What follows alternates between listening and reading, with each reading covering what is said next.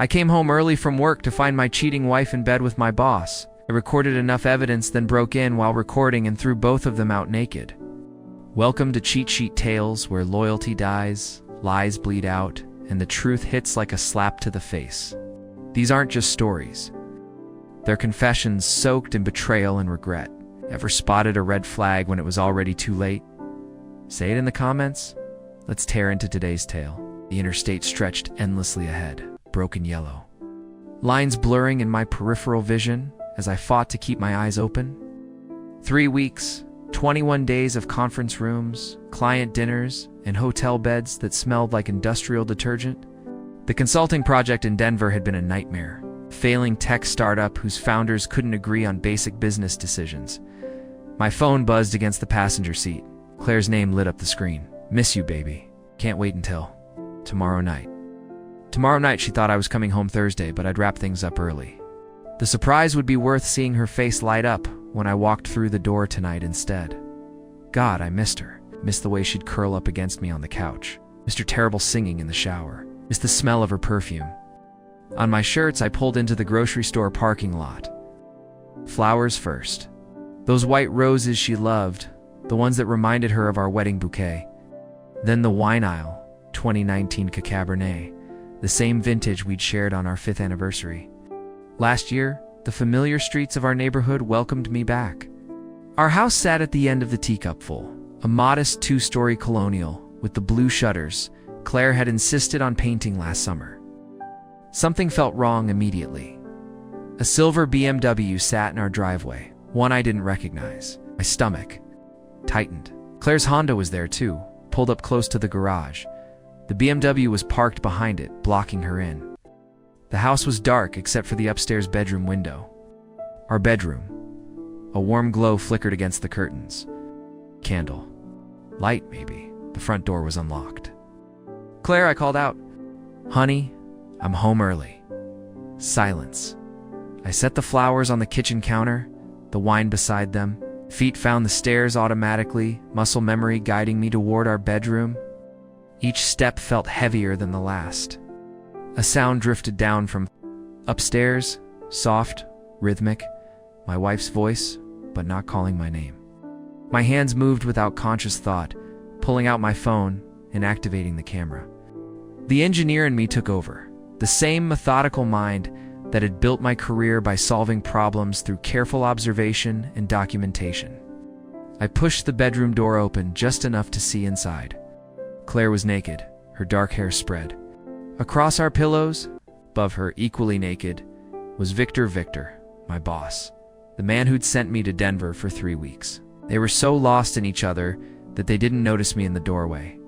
I recorded everything. The video was clear, unambiguous. But I kept the phone steady, capturing not just the physical betrayal, but the intimacy that cut deeper than any mere sexual act. I can't wait until he's traveling again, Claire said, her finger tracing circles on Victor's chest. These 3 weeks have been heaven. The Denver project was perfect timing, Colin replied. I might have to send him to Seattle next month. Talked about me like I was an inconvenience, a problem to be managed. Claire mentioned changing the locks just in case. Victor laughed and suggested they could have dinner parties here. Invite people from the office who didn't know about their relationship. I backed away from the door, my phone still recording. 23 minutes of video. Their voices were clear, their faces identifiable. No ambiguity, no room for explanation or denial. The smart play was to gather information first. Claire and Colin had been planning this for months, maybe longer. I needed to know how deep the betrayal went before confronting them. They had it all figured out, every detail planned, every contingency covered, except for one thing they couldn't have anticipated. I was already home. I sat in the guest room for 47 minutes, listening to my life disintegrate through the walls. During those 47 minutes, I cataloged everything I'd observed. The way Colin moved through my house like he owned it. The casual intimacy that spoke of routine, of comfort, built over time. This wasn't an affair. It was a relationship. I'd built my career on solving complex problems by breaking them down into manageable components. This situation was no different. I had evidence. I had legal grounds. I had the element of surprise. What I didn't have was the man I'd been when I left for Denver 3 weeks ago. That man was dead. The shower stopped. I heard footsteps in the hallway, then opened the guest room door. Victor was dressed now, carrying his shoes. He froze when he saw me, his face cycling through confusion, recognition, and terror. "Hey." His voice cracked. "Jesus Christ, I thought you were coming home tomorrow," I finished. "Yeah, I got that impression." Claire appeared behind him, wrapped in the silk robe I'd bought her for Christmas. Her face went white when she saw me. "How long?" I asked, my voice perfectly calm. Victor straightened his shoulders, preparing to take control. "Ethan, listen. This is complicated." I held up my phone. The video paused on a clear shot of them together. "Actually, it's pretty simple." The blood drained from Victor's face. Claire made a choking sound. "You can't," Victor started. "Can't what? Can't document what's happening in my own bedroom?" Claire found her voice. "Ethan, please let me explain." "Explain what?" "That you've been my boss while I was working to support us. That you've been planning to change the locks." The words came out flat, emotionless inside. Something was screaming, but my voice remained steady. Victor stepped forward, his jaw set. "You need to delete that video, Ethan. I can make things very difficult for you professionally." "My reputation?" I laughed. "You're standing in my hallway half-dressed after my wife in my bed, and you're threatening my reputation." "Watch your mouth." "Ethan or what? You'll fire me?" I shook my head. "Victor, I think you're missing the bigger picture." He stepped closer, fists clenched. "You need to delete that video and keep your mouth shut for everyone's sake." "For everyone's sake, or for your sake?" He shoved me then, 2 hands against my chest. It was exactly what I'd been waiting for. The physical aggression gave me legal cover. For what happened next, I'd spent 3 weeks in hotel gyms working out my frustration. Victor was soft in the way successful men become when they stop worrying about physical challenges. My right hand caught him in the solar plexus. My left came. Up under his chin, he stumbled backward, hit the wall, and slid down to his knees. Claire screamed, "Ethan, stop!" But I wasn't stopping. For years of being his subordinate, of swallowing his condescension, it all poured out in controlled fury. I grabbed him by his shirt and hauled him to his feet, then drove my knee into his stomach. "You want to threaten me?" I asked, forcing him to look at me. "You want to make things difficult for me?" Blood ran from his nose. Claire was crying, begging me to stop. "You've been making things difficult for me for months," I continued. "Sending me away so you could my wife, planning your romantic evenings in my house, laughing about it." I hit him again, this time in the ribs. "Did you think I was stupid, Colin?" I pulled him toward the stairs, his legs barely supporting his weight. At the front door, I shoved him outside onto the porch. "Get out," I said simply, "and don't come back." Colin staggered to his BMW, leaving drops of blood on the driveway. The Hendersons' porch light came on across the street. Mrs. Chen was standing at her bedroom window. By morning, the entire neighborhood would know. I turned back to Claire. "How long?" I asked again. 6 months, she whispered. "It started at the company Christmas party." "Pack a bag," I said. "You're leaving tonight?" She nodded and disappeared upstairs. I called my lawyer's emergency number. "Sarah, it's Ethan Cross.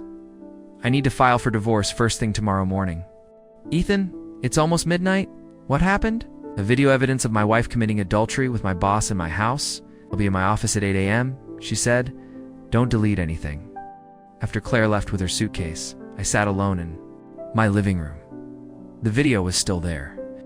23 minutes of evidence that would change everything. I uploaded it to 3 different cloud storage services.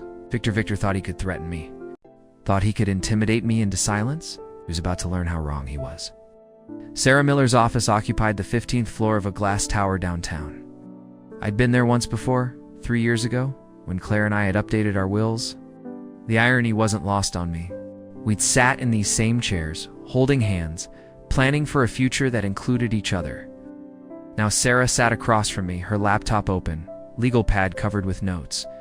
She was younger than I'd expected, maybe 35, with the sharp intelligence of someone who'd clawed her way to the top of a competitive profession. "The video is unambiguous," she said, reviewing the footage. "Clear faces, clear audio, time-stamped. This establishes adultery beyond any reasonable doubt." I nodded, watching her make notes. She'd been clinical in her review, fast-forwarding through the intimate moments to focus on the conversation afterward. "The real value isn't just the adultery," Sarah continued. "It's the premeditation. This isn't a one-time mistake, it's sustained deception." Claire's comments about changing the locks, Victor's mention of future business trips. You discuss your schedule like they're planning around an obstacle. "What about the workplace angle?" Sarah's expression sharpened. "That's where this gets interesting. Yeah. Victor is your direct supervisor, correct? And he's been manipulating your work assignments to facilitate his affair. The Denver project was supposed to be 2 weeks. He extended it to 3 at the last minute, but from what I heard, he extended it so they could have more time together. Abuse of authority, workplace harassment, breach of fiduciary duty." Sarah made rapid notes. "Your company has policies against supervisor relationships." "Yes, and definitely against supervisors manipulating assignments for personal gain." "This isn't just a divorce case, Ethan. This is a corporate scandal waiting to happen." She leaned back. Victor has created multiple legal vulnerabilities.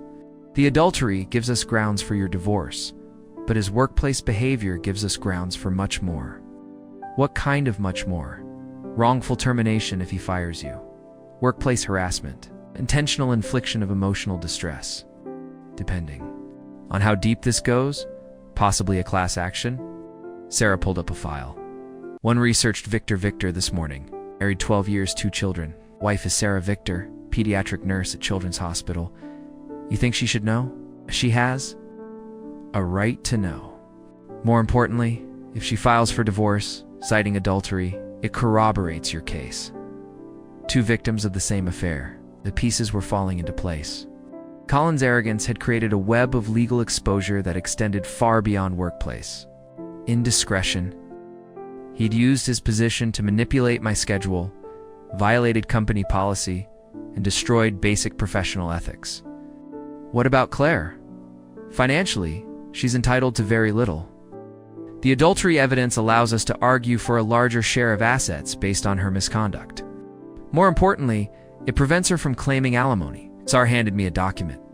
"This is a restraining order. It prevents Claire from entering the house, accessing joint accounts, or disposing of assets. I've already filed it, the fast. When someone brings me video evidence of adultery, I don't waste time." She studied my face. "How are you holding up?" "I'm angry, but I'm also clear-headed. I want them to pay for what they did." "Very well, but revenge has a cost. Are you prepared for that?" I thought about the man I'd been 3 weeks ago, driving to Denver. With a head full of business plans and a heart full of love, that man was gone. "I'm prepared," I said. Sarah pulled up a template on her laptop.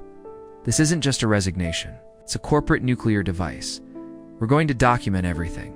The workplace harassment, the abuse of authority, the manipulation of your assignments. Who gets copies? Everyone who matters. Human resources, the board of directors, the CEO, department heads, key clients. We're going to make this public in a way that forces the company to take immediate action." "Oh." She explained how my evidence could be used not just for divorce proceedings, but for workplace harassment claims given Colin's position of power. The footage created an ironclad case that would force Victor Industries to choose between protecting Colin and protecting themselves. "Corporate liability trumps personal loyalty every time," Sarah said. She handed me a printed copy of the resignation letter. 12 pages of carefully documented misconduct, allegations supported by evidence and witness testimony. It read like an indictment. "When do we submit this?" "Till morning. I want to coordinate with my contact at Victor Industries' legal department first." I stood to leave, then turned back. "Sarah, when this letter goes out, there's no going back. Victor's career is over. His marriage is probably over, and Claire's life is about to become very complicated. Yes, Are you having second thoughts? I thought about the video. Claire's laugh as Victor whispered in her ear. Their casual discussion of my schedule like I was a problem to be managed. Victor's threats in my hallway. No, I said. I'm not having second thoughts. Sarah smiled. Good, because what they did to you was unforgivable. They don't get to destroy your life and walk away clean. Victor thought he was untouchable. Claire thought she could manipulate the situation with tears and apologies. They were both about to learn that the quiet, compliant man they'd betrayed no longer existed. I woke at 5:30 a.m., my internal clock precise. Despite everything that had changed, the house felt different. Larger, emptier. Claire's absence was palpable in the unused coffee cup, single plate in the dishwasher, the silence where her morning routine should have been. I made coffee and reviewed the resignation letter one final time. 12 pages of documented misconduct. Each paragraph, a carefully constructed legal missile aimed at Victor's career. Sarah had crafted it with surgical precision, every allegation supported by evidence. At exactly 8 a.m., I received Sarah's text. Package delivered to Victor. Industries Legal Department. Board meeting scheduled for 9:30. Execute at 9:45. The timing was crucial. Sarah's contact had received advanced copies, giving them 30 minutes to understand their liability before the story went public. By 9:45, they'd be in crisis mode, scrambling to protect themselves. I showered and dressed in my best suit, the charcoal gray-eyed worn to my promotion ceremony 2 years ago. If I was going to destroy my career, I wanted to look professional doing it. At 9:30, I sat in my home office and opened my laptop. The resignation letter was ready to send.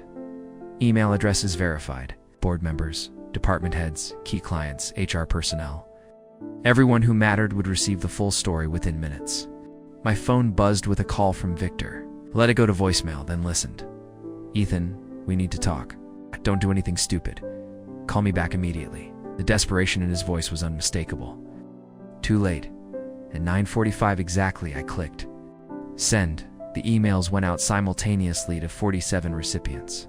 12 pages of documented misconduct supported by video evidence, witness statements, and a comprehensive timeline. The subject line read, Formal resignation and documentation of workplace harassment. I leaned back and waited. The first response came within 3 minutes. An automated reply from the CEO's office. The second from HR requesting an immediate meeting. The third from the board chairman. Mr. Cross, please contact my office immediately. My phone started ringing. Victor, then Claire, then numbers I didn't recognize. I ignored them all, watching the digital explosion unfold. At 10:15, Sarah called. It's done. Victor Industries has terminated Victor. Effective immediately. Security is escorting him from the building. I felt cold satisfaction. What about the company's response? Full cooperation with any legal proceedings. They're throwing him under the bus to protect themselves. The board is meeting an emergency session for damage control. And Claire, her phone's been ringing all morning. Victor's wife received a copy of the video evidence. She's filing for divorce this afternoon. I walked to my window looking out at the quiet, suburban street. Mrs. Chen was working in her garden, the same routine she'd maintained for 5 years. The normal felt surreal. Ethan, Sarah's voice brought me back. Victor Industries is offering a severance package. Full salary for 6 months. Health benefits for a year and a generous non-disclosure agreement. They want to buy my silence, people. They want to limit exposure. Given the circumstances, we're in a position to negotiate. Counteroffer, I said. Full salary for 12 months, benefits for 2 years, and no non-disclosure agreement. Sarah laughed. I'll make the call. At 11:30, my doorbell rang. Victor stood on my porch, his face pale and drawn. He was still wearing his suit, but his tie was gone and his shirt wrinkled. The corporate golden boy looked like he'd aged 10 years in 2 hours. I opened the door, but didn't invite him in. Do you want Victor? You destroyed my life, he said, his voice hollow. It's 20 years of building my career, gone in one morning. I documented your misconduct. You destroyed your own life. My wife is filing for divorce. My children won't speak to me. I'm professionally blacklisted. He looked up with desperate eyes. Was it worth it? Was your revenge worth destroying my family? I thought about his 2 children, innocents in this mess. His wife Sarah, who would rebuild as a single mother. The collateral damage was real. You should have thought about your family before you started, my wife said. Victor's shoulders sagged. I know I was wrong, but couldn't you have handled it differently? Confronted me privately, like you gave me a choice about whether to trust my wife? I shook my head. You made your choices. Every consequence you're facing is a direct result of your actions. Please, he whispered. Is there anything I can do to make this right? I looked at the man who had been my boss for 4 years, who had signed my performance reviews and approved my promotions, who had sent me to Denver so he could sleep with my wife in my bed. No, I said, there's nothing you can do. He nodded and turned to leave, then stopped.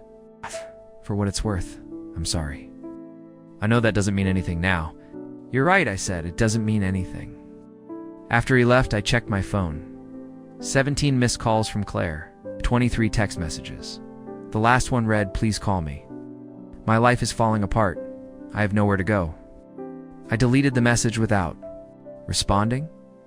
At 2 p.m., Sarah called with final details. Victor Industries had accepted my counteroffer. 12 months full salary, 2 years of benefits, no non-disclosure agreement. Colin's termination was official. Claire's divorce papers would be served tomorrow. It's over, Sarah said. You won. Sitting alone in my empty house, surrounded by the wreckage of my old life, winning felt remarkably similar to losing. I walked to the kitchen and found the flowers I'd bought 2 nights ago, now wilted and brown. The wine was still there too. The bottle I'd planned to share with Claire. I threw the flowers in the trash and put the wine in the refrigerator. Outside, the neighborhood continued its quiet routine. Mrs. Chen still worked in her garden. The mailman made his rounds, normal life continuing. But something had changed. The man who had driven home from Denver with flowers and love was gone. In his place was someone harder, colder, more calculating. Someone who had learned that trust was a luxury and revenge was a necessity. Someone who had discovered that justice, no matter how perfectly executed, couldn't restore what had been lost. Oh. The coffee shop on 5th Street had become my regular morning stop, a ritual I'd developed in the months since everything changed. I liked the anonymity of it, the way I could sit in the corner booth without anyone expecting conversation or sympathy. I was reading the business section when I saw the headline, Former Victor Industries Executive Declares Bankruptcy. The article was brief, clinical in its description of Victor's fall from grace. Professional exile, mounting legal fees, and divorce costs had stripped away the comfortable life he'd built over 20 years. The story mentioned his current employment at a software startup downtown, a position paying 1/3 of his former salary. The article treated him like any other failed executive. About nothing, 6 months ago. Reading about Colin's continued downfall would have brought satisfaction. Now it was just information as relevant as the weather report. My phone buzzed with a text from Sophie. Still on for dinner tonight? I'm thinking that Italian place on Market Street. Sophie was a project manager at my new company, a software firm specializing in financial consulting. We'd been dating for 3 months, a relationship that had grown slowly from professional respect to genuine affection. She was the opposite of Claire in every way that mattered. Direct instead of deceptive. Optimistic instead of manipulative. Looking forward to it, I texted back. 7:00 p.m. Perfect. Wear the blue shirt. It brings out your eyes. My new job was challenging but rewarding. The salary was comparable to Victor Industries, and the severance had given me transition time without financial pressure. At the grocery store, I was comparing tomatoes when I saw her. Claire stood 3 aisles over wearing the blue dress I bought. Her 4-hour anniversary. Her hair was shorter now, but I recognized her posture. She looked older, thinner, with the worn appearance of someone carrying stress. Approached slowly, her cart half empty compared to my full one. Ethan, she said, softly. Hi Claire, how are you? I'm managing working at the elementary school. Still different district. I nodded. I'd heard she'd been forced to transfer after the scandal became public. You look good, she said, genuine surprise in her voice. Happy I am? Things are better. Now, she glanced at my cart, taking in the ingredients for tomorrow's dinner. The wine, the flowers I'd bought for Sophie, someone special. Yes, I said simply. Claire nodded, her eyes glistening. I'm glad you deserve to be happy, Ethan. I know this doesn't change anything, she said finally, but I need you to know that. I'm sorry, not just for what I did, but for how I did it. For the lies, for making you feel crazy when you asked questions. I studied her face, looking for manipulation, but she looked genuinely broken, genuinely remorseful. I know, I said. But Claire, being sorry doesn't undo what happened. It doesn't give me back the year I wasted thinking I was happily married. She flinched. I hate myself for that. I threw away the best thing in my life for nothing. Victor was nothing compared to what we had. Then why did you do it?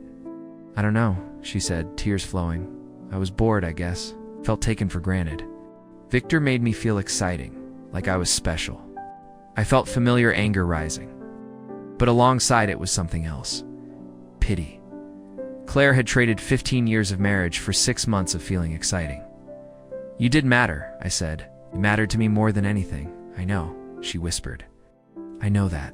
Now, I should go, she said. I don't want to make this harder, Claire, I said, as she started to turn away. For what it's worth, I hope you find your way to a better life. She smiled then, the first genuine smile I'd seen from her in years. Thank you.